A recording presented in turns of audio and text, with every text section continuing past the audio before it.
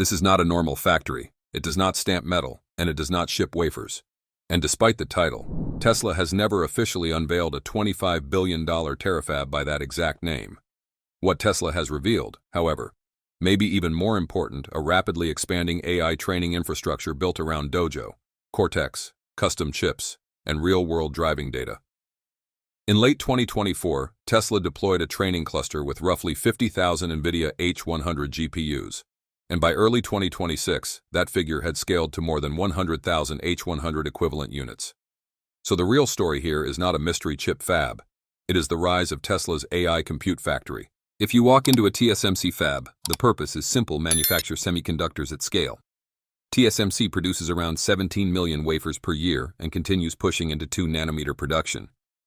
Tesla, by contrast, is solving a completely different problem. This is not a wafer factory. It is a machine for turning electricity, data, and compute into autonomy.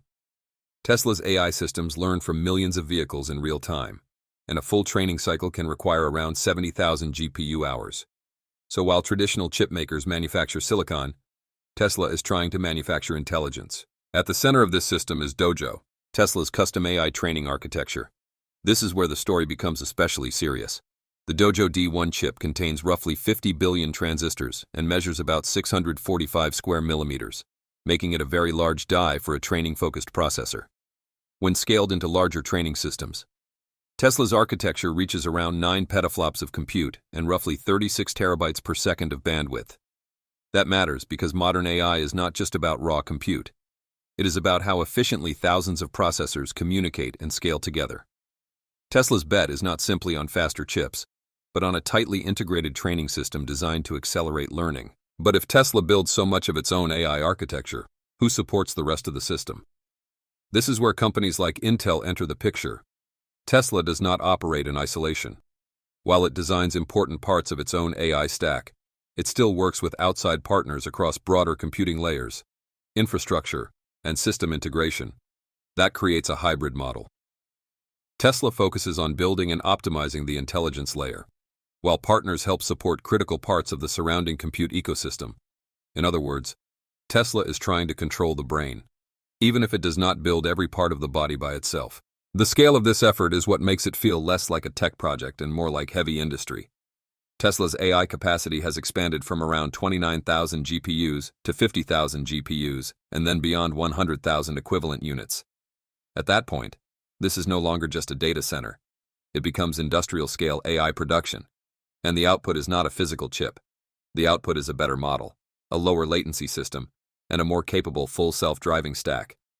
Tesla has directly linked this infrastructure to FSD improvements, including 4.2 times more data and a 2 times reduction in latency. That is what this factory is really producing capability. Of course, all of this comes at an enormous cost. The true expense is not only in the GPUs themselves, but in everything around them: power delivery, transformers, networking, cooling, and continuous operation. A system of this size can consume energy on the scale of a small city. That is why estimates in the multi-billion-dollar range sound plausible. This is not ordinary IT infrastructure. It is industrial infrastructure designed to keep vast amounts of compute running around the clock. And then there is ASML, the company many casual Tesla watchers overlook. ASML builds the machines that make advanced chips possible in the first place. Its latest EUV systems support 2 nanometers manufacturing and improve productivity by more than 35% over earlier generations. Without ASML, there is no modern leading-edge semiconductor industry. And without the broader chip ecosystem, there is no advanced AI hardware for anyone, including Tesla. That is why Tesla's rise in AI should not be understood as a replacement for the semiconductor supply chain, but as a new layer built on top of it. So where does Tesla's real advantage come from? The answer is data. Millions of vehicles on real roads generate a constant stream of real-world edge cases, driving scenarios, and unexpected situations. Every mistake can become training data. Every edge case can improve the model. That feedback loop is extremely difficult to replicate. Tesla's strength is not that it can outmanufacture traditional semiconductor companies. Its strength is that it can feed its AI systems with reality at a massive scale. So what is inside Tesla's so-called Terafab? Not assembly lines in the old industrial sense, but massive GPU clusters, custom AI chips, high-speed networks, industrial cooling systems, and a global data engine sourced from millions of vehicles. This is not a factory built to produce hardware in the traditional sense. It is a system designed to produce intelligence at scale. And that may be what makes it one of the most important new industrial models of the next decade. The next time someone says Tesla is just a car company, remember this: some companies build chips. Some companies build the machines that make chips. And Tesla is trying to build the system that turns compute, energy, and data into autonomy. But there is another question most people never ask. If Tesla is building all of this compute power, what does it ultimately unlock beyond cars? The answer may be far bigger than transportation.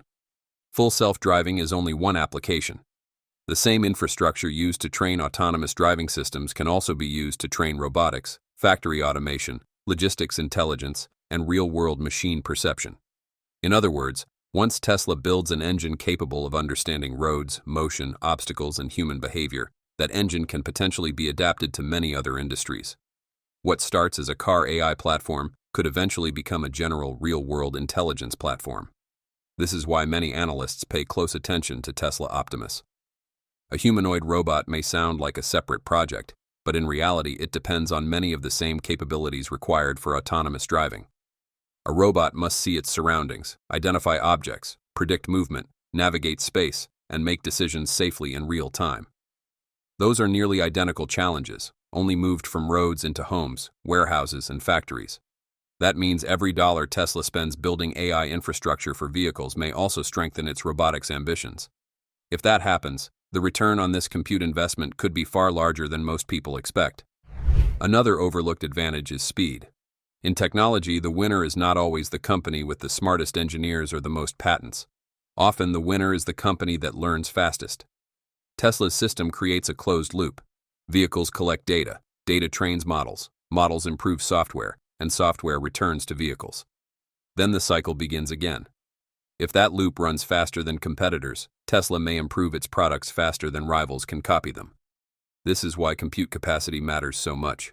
More compute does not simply mean more power. It means faster learning cycles, faster deployment, and faster real-world improvement.